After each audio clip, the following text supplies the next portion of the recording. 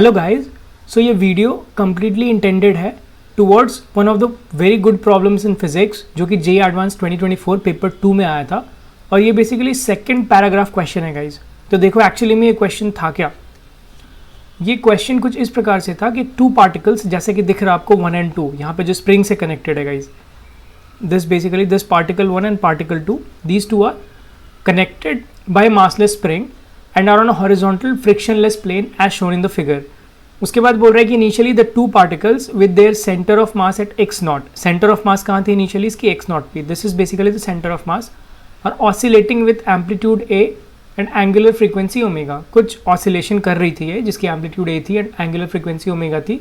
और उसके तहत जो position आप अगर टाइम t पे देखो जाए तो x1t की पोजीशन कुछ ऐसे थी, x not plus of D, जो सेंटर ऑफ मास जहाँ पे है जिस x पोजीशन पे, वहाँ से plus of d plus of a sine omega t। a because क्या है amplitude and omega is basically the frequency, angular frequency, and x2t और इसकी क्या थी x not minus of d minus of a sine omega t। तो बहुत ही uniform type की oscillation थी इन दोनों मासेस के लिए, जहाँ पे गिवन है कि d is greater than 2a, तो d काफ़ी बड़ा है। एक्चुअली में देखो d प्लस d 2d कर दोगे तो that is basically the natural length of the spring. तो ये d जो है वो 2a से काफ़ी बड़ा हो। a क्या है, a बेसिकली मैक्सिमम एम्पलीट्यूड आप बोलो, एम्पलीट्यूड है that is the maximum extension, तो a plus a that is 2a, 2a is the maximum extension. तो जो नेचुरल लेंथ है वो मैक्सिमम एक्सटेंशन से काफ़ी बड़ी है, ये एक्चुअली देने का मतलब है। उसके बाद कह रहा है कि एक कोई पार्टिकल 3 है जिसकी मास स्मॉल m है, वो सिस्टम के टुवर्ड्स मूव कर रहा है विथ स्पीड u नॉट क्या है a ओमेगा अपॉन 2 है, and undergoes instantaneous elastic collision with particle 2। Move करते करते ये इंस्टेंटेनियस इलास्टिक कोलिजन कर दिया पार्टिकल 2 के साथ, कुछ एक टाइम t नॉट पे किया है।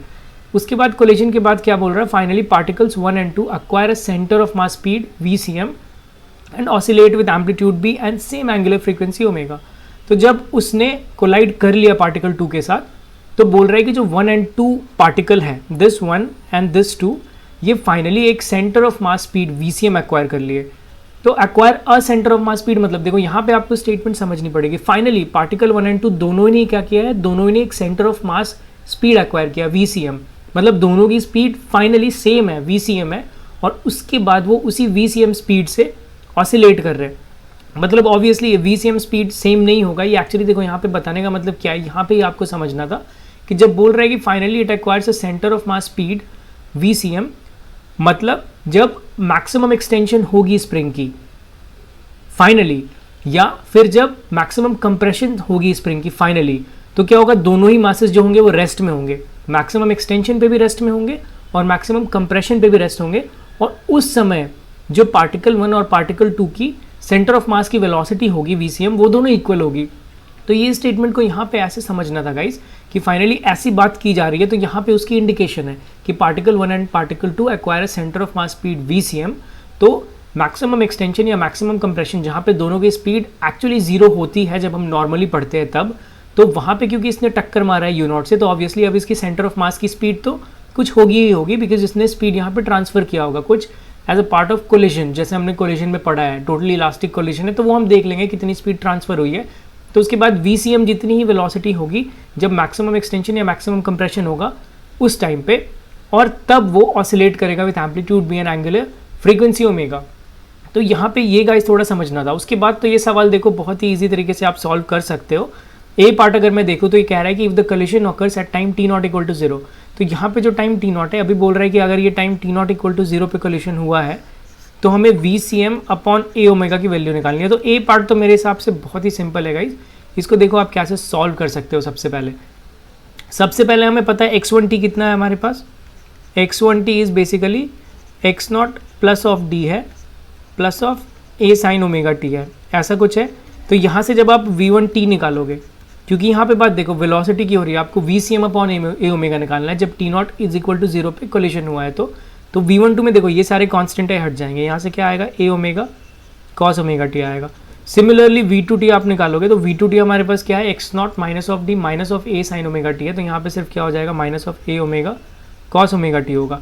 तो अब यहाँ पे क्योंकि हमें t not is equal to 0 पे बोला है, तो t को आप 0 पुट करोगे तो ये क्या हो जाएगा, this will be a omega, और ये क्या हो जाएगा, this will be minus of a omega. तो ये हमारे पास हो जाएगा। मतलब देखो यहाँ पे अगर मैं डायग्राम में दिखाऊंगा यहाँ पे, तो क्या होगा, जो हमारे पास v1t है ये है इस तरफ मूव करेगा क्योंकि पॉजिटिव आ रहा है, दैट इज इस तरफ मूव करेगा a ओमेगा, और ये वाला लेफ्ट की तरफ मूव करेगा ये omega, t not equal to 0 पे एज पर दी ए पार्ट, ऐसा कुछ होगा।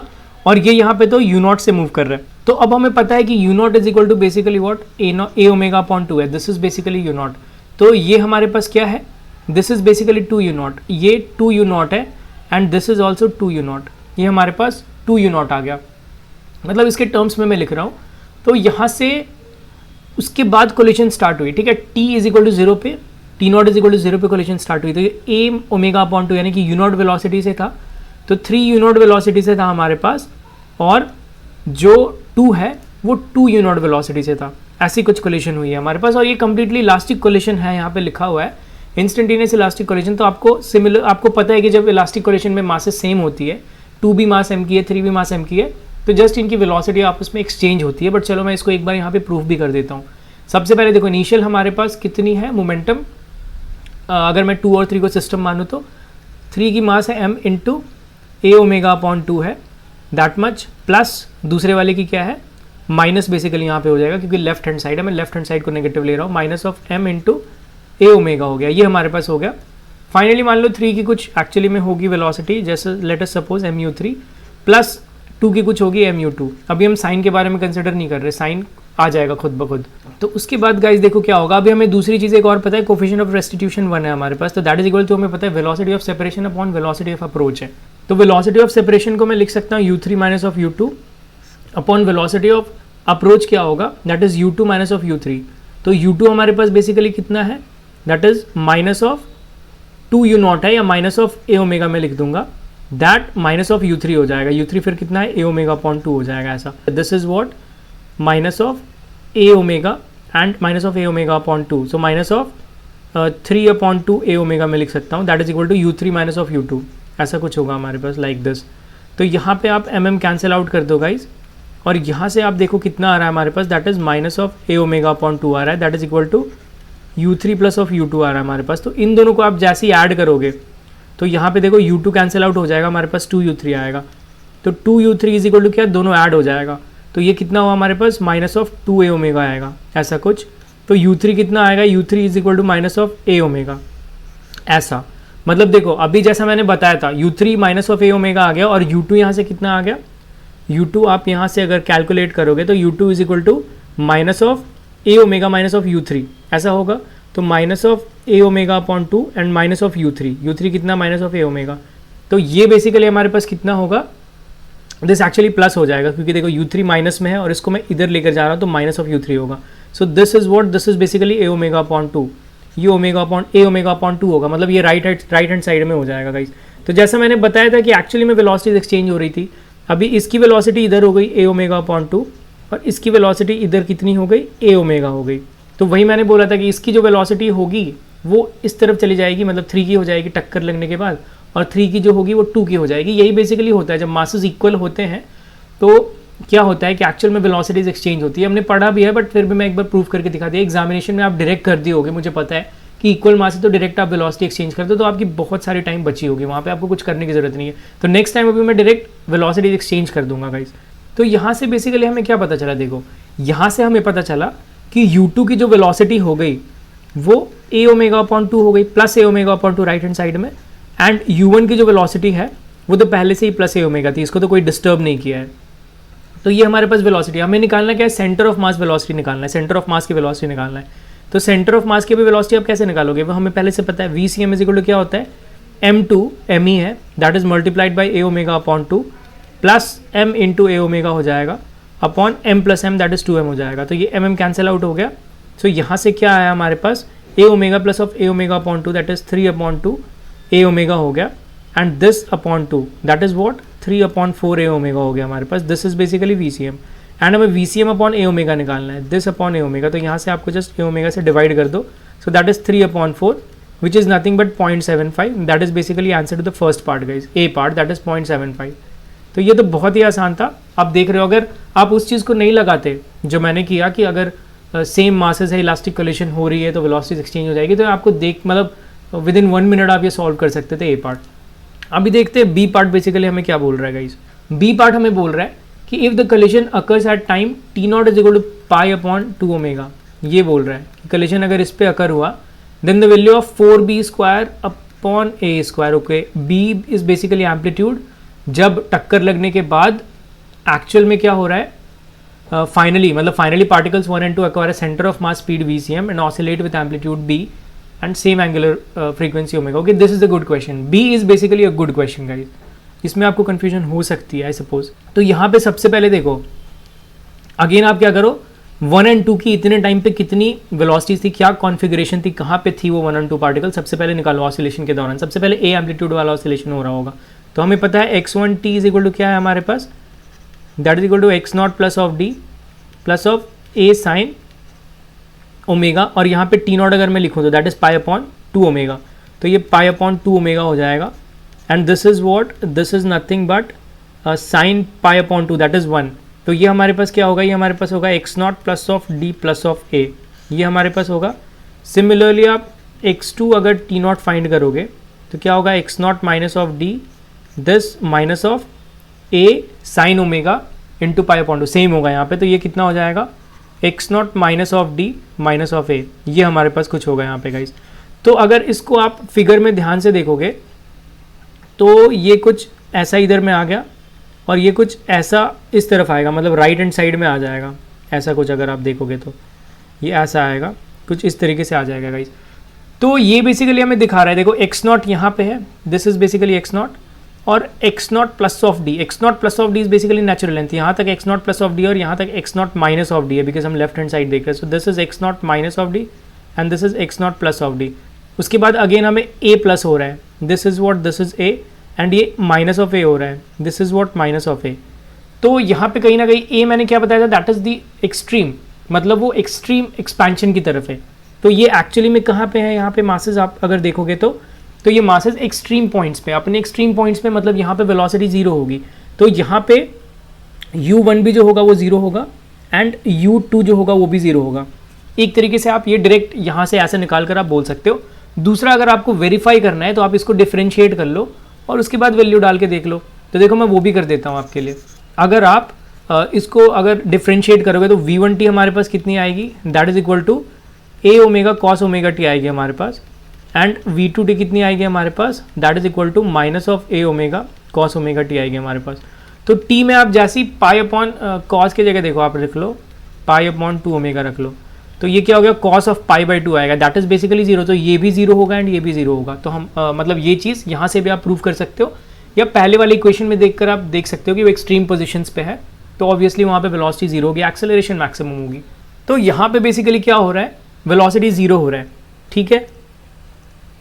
और इसकी वेलोसिटी कितनी है, इसकी वेलोसिटी u नॉट है, इसकी वेलोसिटी जीरो है. तो जैसी टक्कर होगी, अभी भी देखो टक्कर हो रही है एट दिस टाइम पे, तो जैसी टक्कर होगी वेलोसिटी एक्सचेंज हो जाएगी. मतलब जो u3 है वो जीरो हो जाएगा एंड जो u2 है वो बेसिकली कितनी वेलोसिटी ले लेगा, वो u नॉट की वेलोसिटी ले लेगा राइट हैंड साइड में, वेलोसिटी एक्सचेंज हो जाएगी. तो और u1 जो रहेगा इस टाइम पे उसकी वेलोसिटी जीरो ही होगी फर्स्ट कॉन्फ़िगरेशन में.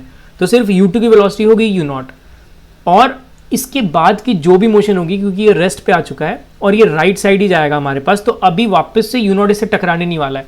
तो पूरी मोशन इसके आगे की डायरेक्शन में होने वाली है, पूरी आगे की डायरेक्शन में होने वाली. तो अगर आप इस सिस्टम को, मतलब 1 2 एंड स्प्रिंग को एक सिस्टम मान लो, कोई फ्रिक्शन भी इन्वॉल्व नहीं है, तो यहाँ पे इस मूवमेंट पे जो सेंटर ऑफ मास की वेलोसिटी होगी इस सिस्टम की, वो कभी चेंज नहीं होने वाली है, क्योंकि कोई इसके बाद एक एक्सटर्नल इन्फ्लुएंस नहीं लगने वाला है.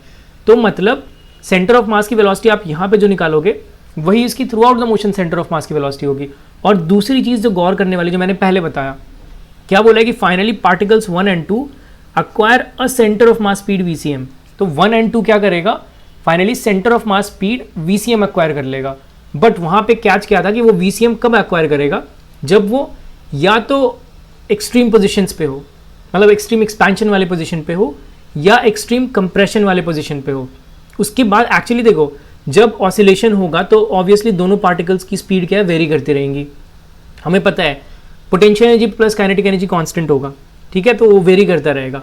बट यहाँ पे स्टेटमेंट लिखने का मतलब ये है, मैं वापस से रिआइट्रेट कर रहा हूँ, क्या होगा कि जब वो एक्सट्रीम एक्सपेंशन पे रहेगा, एक्सट्रीम कंप्रेशन पे रहेगा, तब जो सेंटर ऑफ मास की स्पीड है वो दोनों पार्टिकल्स की सेम होगी. तो सबसे पहले तो हम सेंटर ऑफ मास की स्पीड निकाल लेते हैं. भाई क्या है सेंटर ऑफ मास की स्पीड, तो देखो u नॉट हमारे पास स्पीड है m की, दूसरे की जीरो है, तो मैं यहाँ पे क्या करता हूँ m into u naught upon m plus m that is 2m। तो यहाँ से क्या आ गया, यू नॉट अपॉन 2 आ गया। यू नॉट हमारे पास कितना था, that is a omega upon 2 था, तो ए ओमेगा अपॉन 4। ये हमारे पास बेसिकली सेंटर ऑफ मास की स्पीड हो गई। तो फाइनली जब ये मैं बोलूँगा कि ये देखो फाइनली जब ऐसा होगा, ये मान लो एक्सट्रीम पोजिशन है। एक्सट्रीम पोजिशन यहाँ पे क्या होगा इस केस में, एक्सट्रीम पोजिशन तब होगा जब ये 2b बेसिकली यहाँ से भी और यहाँ से भी एक्सपैंड करेगा, तो तब बेसिकली वो एक्सट्रीम होगा। तो जो स्ट्रेचिंग होगा, जो x की वैल्यू होगी मैक्सिमम, वो कितनी होगी, 2b होगी। तो जब x की वैल्यू 2b होगी तभी बेसिकली हर एक पार्टिकल का, जो पार्टिकल 1 एंड पार्टिकल 2 है, उसकी वेलोसिटी a ओमेगा अपॉन 4 होगी सेम साइड में, इधर में। This also a omega upon 4 and this also a omega upon 4, ऐसा सेम सेंटर ऑफ मास की स्पीड होगी, यहाँ पे गिवन है। Finally particles 1 and 2 acquire a centre of mass speed vcm with amplitude b and same angular frequency omega. तो same यहाँ पे speed होगी। आप कंप्रेशन में भी मान लो, जब कंप्रेशन ऐसा होगा यहाँ पे, तब भी इधर इतनी वेलोसिटी से चलेगा ये a ओमेगा अपॉन 4 से, और ये a ओमेगा अपॉन 4 से चलेगा। और यहाँ पे अगेन x क्या होगा, 2b होगा। यहाँ पे मैक्सिमम कंप्रेशन है, ये मैक्सिमम एक्सटेंशन है गाइस। तो ये चीज़ बेसिकली आपको यहाँ पे क्वेश्चन में समझनी थी। तो अभी आपको b square upon a square जो भी यहाँ पे गिवन है, क्या गिवन है, we need to find 4b square upon a square. तो ये आप कैसे फाइंड करोगे, अभी आप एनर्जी कंजर्वेशन लगा के फाइंड कर सकते हो यहाँ पे इजीली। तो एनर्जी कंजर्वेशन देखो हम कैसे लगाएंगे। सबसे पहले इनिशियली यहाँ पे आप देखोगे तो जो ये वाला मास थर्ड है उसकी कुछ काइनेटिक एनर्जी है, that is half m u naught square. ये हमारे पास काइनेटिक एनर्जी है। प्लस इस समय जो ये कॉन्फिगरेशन है 1 एंड 2 वाली, वो मैक्सिमम एक्सटेंशन पे थी इनिशियली, जब मैं t not is two pi upon omega t 2 omega पे देखा था। तो वहाँ पे यानी कि उसमें मैक्सिमम पोटेंशियल एनर्जी होगी। तो मैक्सिमम पोटेंशियल एनर्जी यहाँ पे कितना होगा, half into sum spring constant k, वो k हम फाइंड करेंगे, मल्टीप्लाइड बाय एक्सटेंशन कितना होगा, 2a square, half k x square. तो ये हमारे पास इनिशियल बेसिकली एनर्जी है। फाइनल हमारे पास एनर्जी कितनी होगी, इस कॉन्फ़िगरेशन में फाइनल आ जाएगा। तो आप कंप्रेशन मान लो मैक्सिमम या एक्सटेंशन मान लो मैक्सिमम। तो यहाँ पे जो फाइनल एनर्जी होगा हमारे पास, देखो दोनों ही की स्पीड है, तो हाफ इंटू 2m बोल लूँ मैं, m इंटू एम, दोनों की स्पीड सेम है, इंटू v स्क्वायर। तो ये बेसिकली कितना है, that is u naught upon 2 है। तो u नॉट अपॉन 2 का स्क्वायर लिख दो, because u not is a omega upon 2, तो अपॉन 2 कर दोगे, दैट इज वो हो जाएगा u नॉट अपॉन 2 हो जाएगा। प्लस अभी भी मैक्सिमम एक्सटेंशन या मैक्सिमम कंप्रेशन सेम बात है, पोटेंशियल एनर्जी सेम स्टोर होगी, that is half k into 2b square, ये हमारे पास होगा। तो ये फाइनल एनर्जी होगा एंड वो इनिशियल एनर्जी होगा गाइस। तो इन दोनों को आपको इक्वेट करना है, क्योंकि इनिशियल एनर्जी और फाइनल एनर्जी जब आप पूरे कोई सिस्टम मान लोगे, तो सिस्टम में कोई भी एक्सटर्नल इन्फ्लुएंस नहीं है, फ्रिक्शन भी नहीं है, कुछ भी नहीं है। तो ऑब्वियसली जो इनिशियल कॉन्फिगरेशन में एनर्जी होगा वही फाइनल कॉन्फिगरेशन में एनर्जी होगा। That's why you can equate these two comfortably. तो यहाँ से मैं अगर लिखूँ इसको, तो half m u naught square plus of half k into 2a square like this, that will be equal to what, इसको मैं लिख सकता हूँ half into 2m into u naught upon 2 square like that, and plus half into k into 2b square. ये मैं easily लिख सकता हूँ। बट अब यहाँ पे बात है कि k क्या होगा, what will be k guys. तो जब भी देखो कॉन्फ़िगरेशन आपकी ऐसी है, इस टाइप की कॉन्फ़िगरेशन है यहाँ पे, तो आप k कैसे निकाल सकते हो, इनिशियली ये है, उसके बाद सपोज करो कि किसी ने एक्सटेंशन किया ऐसा, यहाँ पे किसी ने एक्सटेंशन किया लाइक दिस, ऐसे कुछ एक्सटेंशन किया, तो ये मान लो आपकी x हो गई इधर से, ये मान लो आपकी x हो गई इधर से, तो 2x बेसिकली एक्सटेंशन हो गई। फोर्स यहाँ पे कितना लगेगा, F is equal to what, मैं बोल सकता हूँ दैट इज k कुछ स्प्रिंग कॉन्स्टेंट होगा मल्टीप्लाइड बाई 2x, ये कुछ हमारे पास फोर्स होगा। और इस फोर्स को मैं क्या लिख सकता हूँ, अगर आप इसको इधर डिस्प्लेस कर रहे हो तो ये फोर्स बेसिकली इस तरफ लगेगा, इस तरफ लगेगा, तो that is mass into acceleration, मतलब m into d2x upon dt2 को मैं क्या लिख सकता हूँ, that is equal to minus of k into 2x लिख सकता हूँ।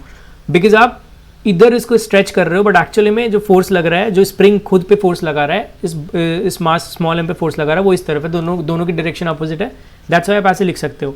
तो यहाँ से आप देखोगे तो d2x upon dt2 plus of 2k upon m into x में लिख सकता हूँ। और यहाँ से omega square is basically this, omega square is 2k upon m, तो ओमेगा हमारे पास क्या हो जाएगा, दैट इज ओमेगा स्क्वायर ही लिखो, that is 2k upon m। तो यहाँ से k आपके पास कितनी आ जाएगी, that is m omega square upon 2 हमारे पास k आ जाएगा। तो यहाँ से आप k ऐसे फाइंड कर सकते हो गाइज। दूसरे तरीका क्या, आप स्प्रिंग को 2 हाफ में कट कर दो, 2 हाफ में कट कर दोगे तो इसकी स्प्रिंग कांस्टेंट k मानोगे, तो 2 हाफ में कट करने के बाद स्प्रिंग कांस्टेंट डबल हो जाता है, हाफ में कट करने के बाद डबल हो जाता है, तो 2k हमारे पास हो जाएगा, 2k हो जाएगा। तो अभी आप एक मास और एक ये 2k वाला स्प्रिंग को कांस्टेंट मान के कर लो उसको, तो वहाँ से भी आपका जो एक्चुअल में ओमेगा आएगा दैट इज 2k/m आएगा, तो वहाँ से भी ओमेगा स्क्वायर आप करोगे तो 2k/m ही आएगा। तो omega square is basically 2k/m guys, इसमें कोई डाउट नहीं होनी चाहिए। तो अभी इस ओमेगा स्क्वायर को, मतलब इस k को आपको यहाँ पे पुट करना है। तो इस k को जब आप यहाँ पे पुट करोगे, let me right it again, तो ये हमारे पास था और यहाँ से k कितना निकल कर आया, that is m⍵²/2, that is basically rk। तो सबसे पहले तो देखो हाफ हाफ सारे में से कैंसिल हो जाएगा यहाँ पे। दूसरी चीज़ आप क्या कर सकते हो, दिस इज m⍵² और यहाँ से कितना हो जाएगा -2m मल्टीप्लाइड बाय ये कितना हो जाएगा u⍵² हो जाएगा, दैट इज इक्वल टू, यहाँ से आप क्या लिख सकते हो 4kb² लिख सकते हो एंड -4ka² लिख सकते हो, कुछ ऐसा लिख सकते हो गाइज आप यहाँ पे। अभी k को आप m⍵²/2 लिख दो और u0 को आप a⍵/2 लिख दो, that is basically are u0।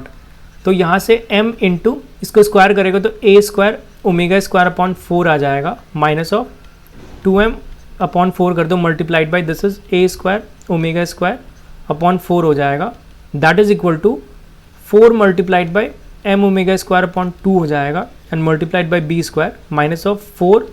-4m⍵²/2 multiplied by a², ऐसा रखो। अभी यहाँ से देखो m⍵² आपको इधर से कैंसिल आउट हो गया, m⍵²। यहाँ से मैं क्या लिख सकता हूँ, that is a²/4 minus of this 2 times 2 is 4, so a²/8 हो गया हमारे पास, a²/8 that is equal to what, 2 times 2 is 4 and this is 2 times 2 is 4। So यहाँ से 2 कॉमन ले लो, that is what b² minus of a² हमारे पास हो गया लाइक दिस, ये हो गया। अभी यहाँ से मैं क्या अगेन लिख सकता हूँ, a²/4 minus a²/8, so this is a²/8 and upon 2 that is a²/16 हो जाएगा, that is equal to b² minus of a², ये हमारे पास हुआ। अभी इसको मैं यहाँ से क्या लिख सकता हूँ, a²/16 plus of a² that is equal to b²। देखो मैंने a² को जस्ट इस तरफ लेकर आ गया, ऐसा कुछ। तो यहाँ से आप देखोगे तो 16 LCM आ गया and this is 16 plus of 1 that is 17 a² आ गया, that is equal to b²। यहाँ से आप क्या करो, आपको एक्चुअली में निकालना क्या था, you actually need to find 4b²/a²। तो मैं इस 16 को 4 मल्टीप्लाइड बाई 4 रख के एक 4 ऊपर लेकर जाता हूँ और इस a को नीचे लेकर आ जाता हूँ लाइक दिस। तो ये कितना आएगा 17/4 आएगा, इसको आप डिवाइड करोगे दैट इज 4 times 4 इज 16.25। ये बेसिकली आपका आंसर हो गया गाइज 4b²/a², जो एक्चुअली क्वेश्चन में पूछा गया था। तो गाइज आप देख रहे हो कि सेकंड जो है, जो बी पार्ट है वो दैट इज समवॉट डिफिकल्ट, आप इसको बोल सकते हो, क्योंकि आपको इसमें मल्टीपल चीज़ें ध्यान में रखनी थी और ये स्टेटमेंट बहुत इंपॉर्टेंट था आपको उस नतीजे तक पहुंचने में कि पार्टिकल्स 1 और 2 एक common centre of mass speed VCM find out करेगी। बट अगेन आप सोचने लग जाते कॉमन कब, तो वो थोड़ा कॉमन सेंस वहाँ पे था, थोड़ा प्रेजेंस ऑफ माइंड यूज़ करना था कि ऑब्वियसली जब मैक्सिमम एक्सटेंशन होगा, मैक्सिमम कंप्रेशन होगा, तब भी वो कॉमन VCM स्पीड हो जाएगी और तभी वो एम्पलीट्यूड भी and same angular frequency omega के साथ ऑसिलेट करेगा। और उसके बाद बेसिकली जो इंडिविजुअल वेलोसिटीज़ हैं उनकी उस तहत चेंजेस नज़र आएंगे आपको मोशन में। तो ऐसे गाइज आपको मैकेनिकल एनर्जी कंजर्वेशन लगाना था इनिशियल कॉन्फ़िगरेशन देखते हुए, फाइनल कॉन्फ़िगरेशन देखते हुए, तभी जाके आपको b² और a² के बीच में एक रिलेशनशिप मिल पाती है और जहाँ से आप 4b²/a² को 4.25 निकाल सकते हैं। तो b सवाल मेरे लिए अच्छा था, मेरे हिसाब से काफ़ी अच्छा था b सवाल। बहुत लोगों ने गलतियाँ की होगी इसमें आई थिंक, या सोच नहीं पाए होंगे या कन्फ्यूज़ हो गए होंगे। और ए पार्ट जो था वो बहुत ही ईजी था गाइज, तो वो आपसे आराम से सॉल्व होना चाहिए। तो होप करता हूँ आपको ये जो वीडियो है वो काफ़ी इंसाइटफुल लगा हो, क्योंकि अभी तो 2024 खत्म हो गया जेईई एडवांस, बट आगे के लिए आपको ये सब चीज़ें दिमाग में रखनी है गाइज कि ऐसी कॉम्प्लेक्सिटी लेवल की क्वेश्चन हो सकती है और इस टाइप की क्वेश्चंस को आपको बहुत सारे प्रैक्टिस करने हैं गाइज, ताकि थोड़ा इधर उधर से क्वेश्चन आ जाए इस टाइप का तो आप कंफर्टेबली सॉल्व कर पाओ इसको और एक कॉन्फिडेंस बूस्ट हो, आपकी कॉन्फिडेंस लेवल बूस्ट हो। तो अभी मिलते हैं नेक्स्ट वीडियो में गाइज एक अलग प्रॉब्लम के साथ, तब तक के लिए बाय एंड टेक केयर।